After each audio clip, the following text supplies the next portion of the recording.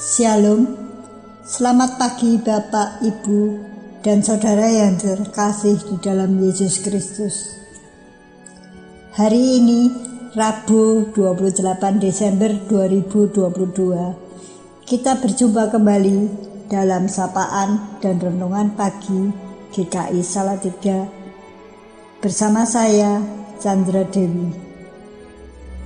Sebelum kita membaca dan merenungkan firman Tuhan, marilah kita berdoa mohon pimpinan Tuhan.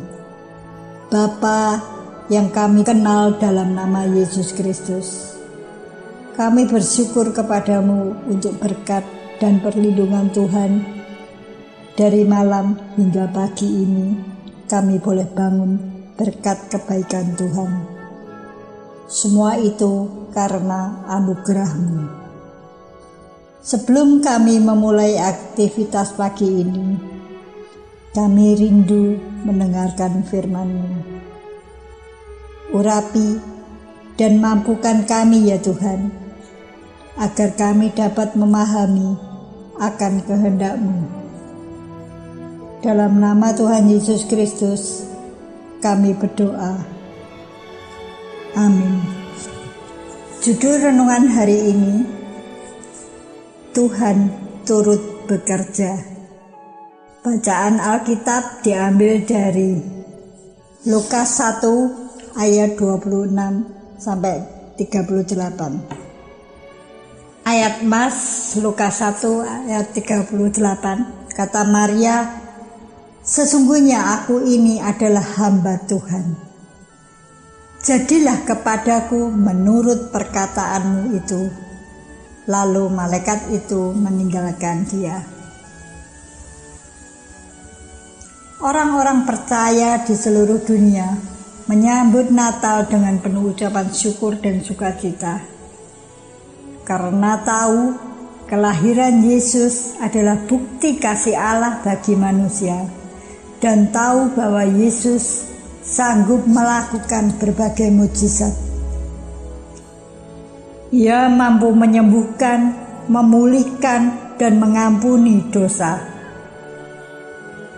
Tetapi, sadarkah kita bahwa Natal pertama diawali dengan ketaatan Maria, gadis muda yang tidak tahu apa yang terjadi dengannya?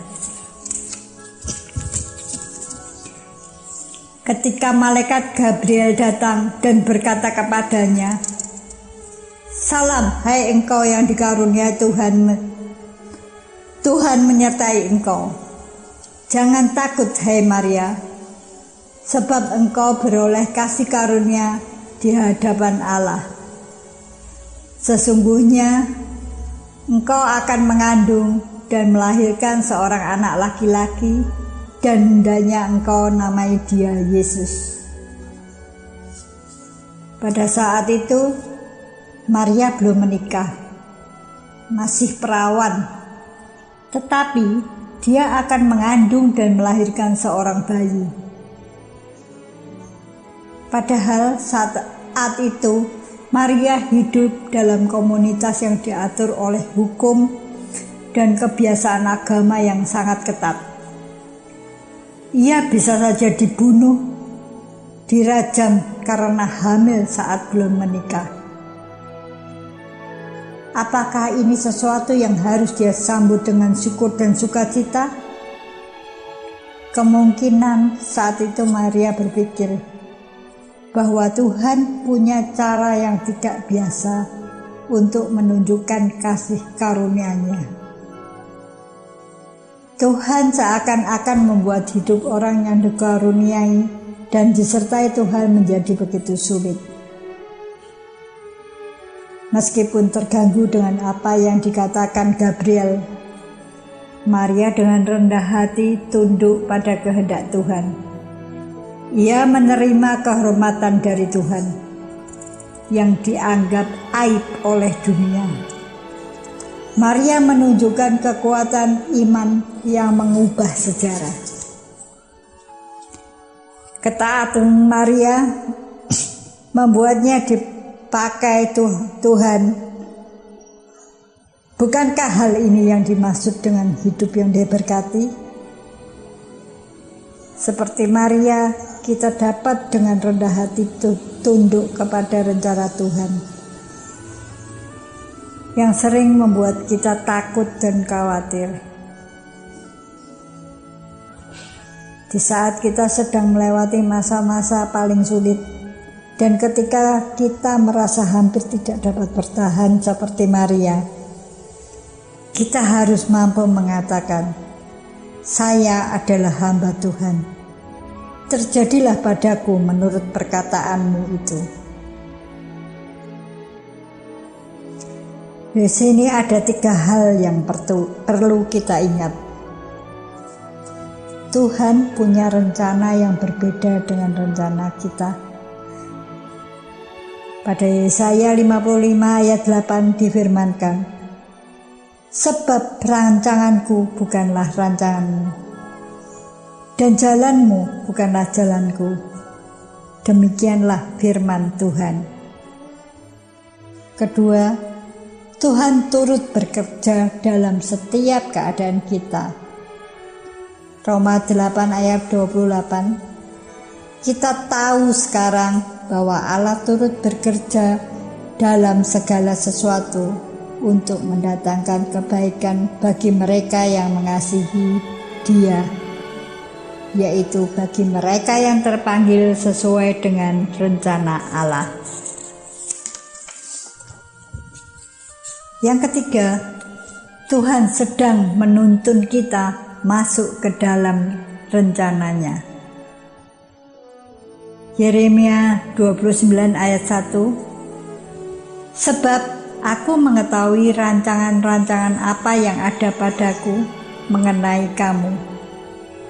Demikianlah firman Tuhan, yaitu rancangan damai sejahtera dan bukan rancangan kecelakaan, untuk memberikan kepadamu hari depan yang penuh harapan.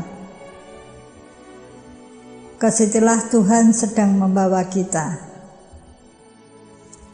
Mazmur 37 ayat 23. Tuhan menetapkan langkah-langkah orang yang hidupnya berkenan kepadanya. Saudara-saudara, menyadari 3 hal tersebut, maka hendaknya kita tidak bersungut-sungut dalam menghadapi hal-hal yang sulit dalam hidup kita. Hendaknya kita bersyukur dalam segala keadaan dan bersukacita senantiasa dalam pimpinan Tuhan. Kadang kita merasa seperti mundur atau berbelok dari rencana atau harapan kita pribadi. Tetapi kita perlu menyadari bahwa Tuhan punya rencana yang baik dan sedang membawa kita pada penggenapan rencananya yang indah. Amin. Mari kita berdoa. Bapa yang baik, kami bersyukur untuk firman-Mu yang sudah kami dengar pada saat ini. Berbicara kepada kami, menyadarkan kami bahwa rencana Tuhan adalah rencana yang jauh lebih baik. Rencana-Mu bukanlah rencana kami. Rencana-Mu jauh lebih tinggi, jauh lebih mulia, jauh lebih indah, dan jauh lebih berharga. Ajar kami untuk peka terhadap apa yang menjadi kehendak-Mu. Dan bentuklah hati kami agar rela menuruti setiap kehendak-Mu. Terima kasih Tuhan untuk firman-Mu. Teruslah berbicara kepada kami, Roh Kudus, agar kami makin mengerti dan mengenal Tuhan dan semakin mengasihi dan taat kepada-Mu. Tuhan, kami mohon pimpinan-Mu di sepanjang hari ini dalam segala aktivitas yang akan kami lakukan. Berikan hikmat dan tuntunan supaya kami mengerti dan melakukan yang terbaik bagi kemuliaan nama Tuhan. Amin. Selamat pagi, selamat beraktivitas. Tuhan memberkati.